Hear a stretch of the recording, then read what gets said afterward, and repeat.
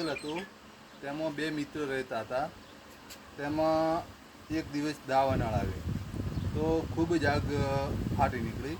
તો આગ ફાટી નીકળવાના લીધે એ બે વિચારવા પડ્યા. એક આંખે આંધળો હતો અને એક પગે લંગડો હતો. તો ત્યાંથી તેમણે વિચાર કર્યો કે આપણે આગમાં બળી જઈશું, તો હવે શું કરીએ? તો લંગડો કે તું દેખી શકે છે, પેલા ઓંધળાંગ લંગડો કે હું દેખી શકું છું અને ઓંધળાંગ કે તું ચાલી શકે છે. તો આપણે હવે એવું કરીએ કે તું હું છું લંગડો, એ તારા ઉપર બેસી જાઉં અને તું દેખજે અને હું તને દિશા બતાવીશ અને આપણે બહારે જતા રહીશું.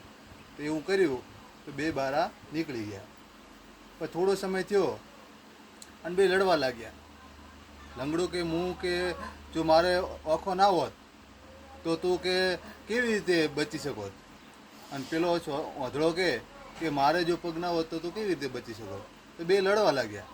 પણ લડતા લડતા લડતા બે અલગ પડી ગયા. પછી થોડો સમય થયો અને લંગડાએ ભગવાનને શંકર ભગવાનની પૂજા કરી, તપ કર્યું, ભગવાન પ્રસન્ન થયા.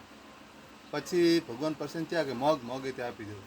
તો કે ભગવાન, હું કે એવું વરદાન માગું છું કે પેલો આંધળો છે એના બે પગ ભાગી જવા જોઈએ.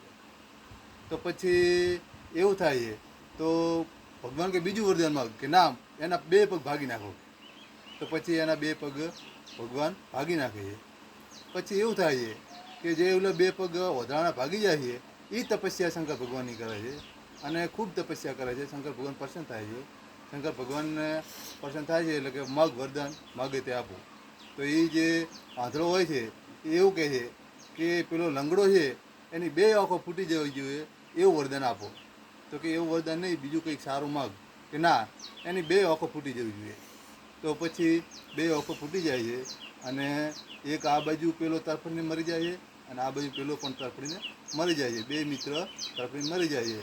એટલે જો સંપ રાખીએ અને હળીમળીને રહીએ તો આપણને કંઈક સારું મળે. બસ.